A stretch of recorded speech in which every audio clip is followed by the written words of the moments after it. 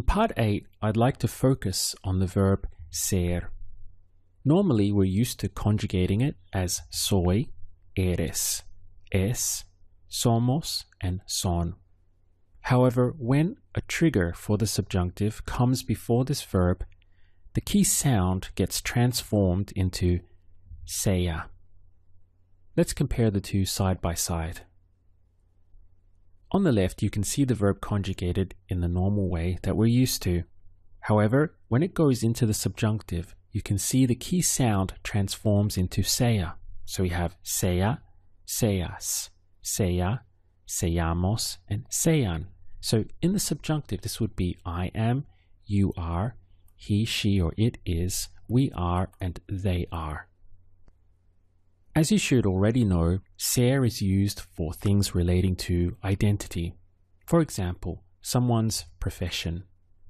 If we wanted to say, he's a doctor, how would you say that? Es médico. If you said es doctor, it's fine as well, but normally it's es médico. Now, if we put a subjunctive trigger in front of that, for example, I don't think he's a doctor. Now we have the subjunctive trigger here with I don't think. And you said, no creo que es médico. This would immediately be heard as an error. Because you've stepped on a subjunctive trigger, but you have not gone into the subjunctive with the verb ser. The correct way would be, no creo que sea médico. I don't think that he is a doctor. Let's choose another profession. We could take, say, a pilot. The word for pilot in Spanish is piloto. Piloto. How would you say he's a pilot? Es piloto. Now let's throw a subjunctive trigger into it. I don't think he's a pilot. How would you say that? No creo que sea piloto. Under the heading of identity, we have things like profession, which we've just looked at, but also the type of person that you are. For example, whether you're happy or depressed, meaning in general, not just today, but in general as a person, if you're positive or negative. Now, if we wanted to say, she's a happy person, here we are going to be going into ser because we are describing something about her overall identity.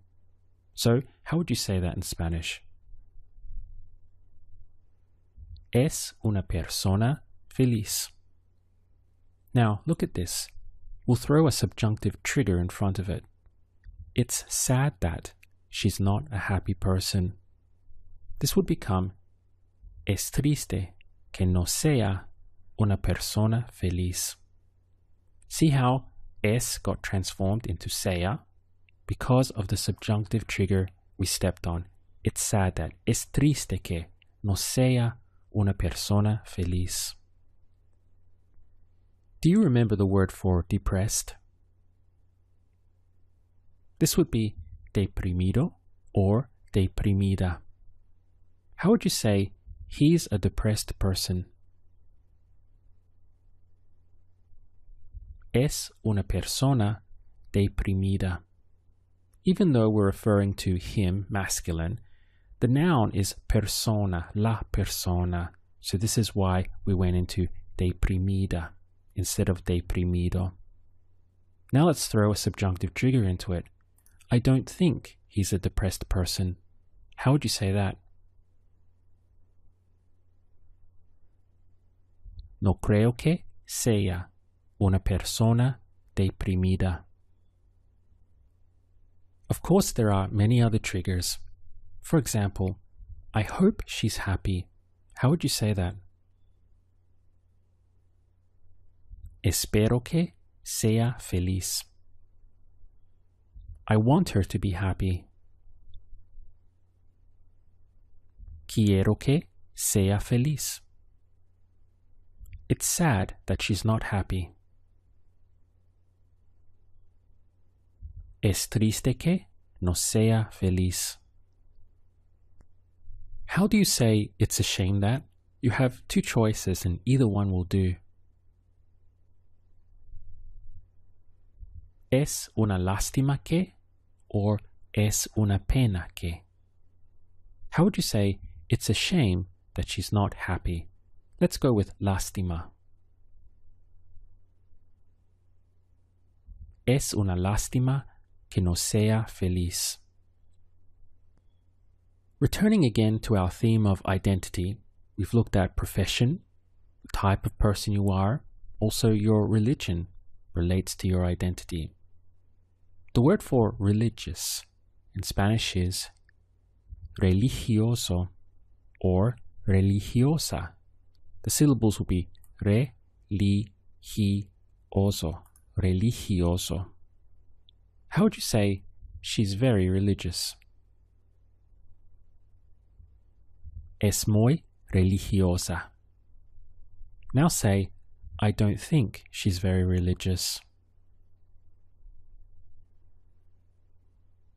No creo que sea muy religiosa.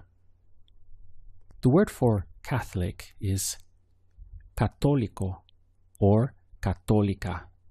It's important for pronunciation that your stress comes here over the O. Católico or católica. How would you say, I know he's Catholic? Sé que es católico. Now try, I'm not sure he's Catholic. No estoy seguro de que sea católico. Remember that for the trigger of I'm not sure, it's no estoy seguro de que. Let's try some more. Under identity, so far we have profession, type of person, religion, also your physical attributes. For example, whether someone is tall or short in height. How would you say he's very tall? Es muy alto. Now let's imagine that a girl is going on a blind date and she says to her friend, I hope that he's tall. How would she say that? Espero que sea alto. The word for fat is gordo or gorda. How would you say he's fat? Es gordo. What about he's not fat? No es gordo. Let's return now to our blind date. The girl is saying, I hope he's not fat. How would she say that? Espero que no sea gordo. What about if it was a man going on a blind date? He's saying, I hope she's not fat. How would he say it? Espero que no sea gorda. Let's do some more practice. Remember that our key sounds for the subjunctive with ser are sea, seas, sea, seamos, and sean. If you need to pause and run up and down that list a few times, do that now before we go into this next practice. How would you say, I hope that our neighbors are friendly? The word for friendly is going to be amables.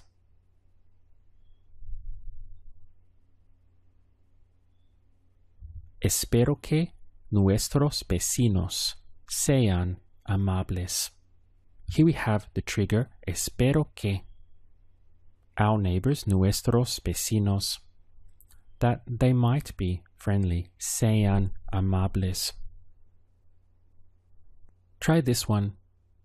I would like you to be a stronger person. The word for stronger is más fuerte.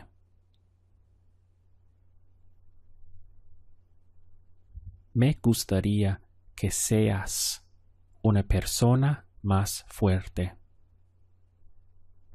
They want me to be a doctor. Quieren que sea médico.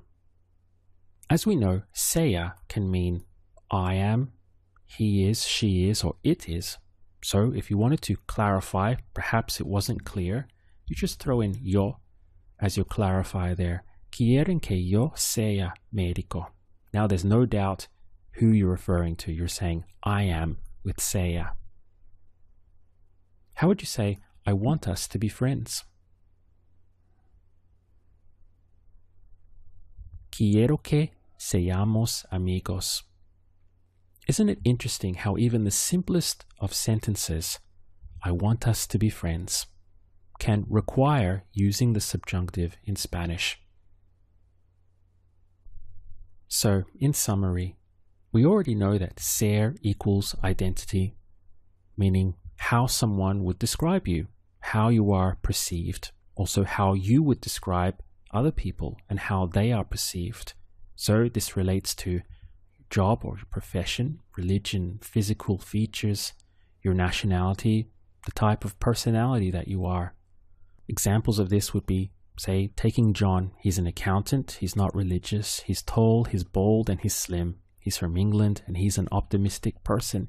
These are all things that relate to his identity. They have nothing to do with moods or emotions, which are more transitory in nature. Now, normally with ser we have soy, eres, es, somos, and son.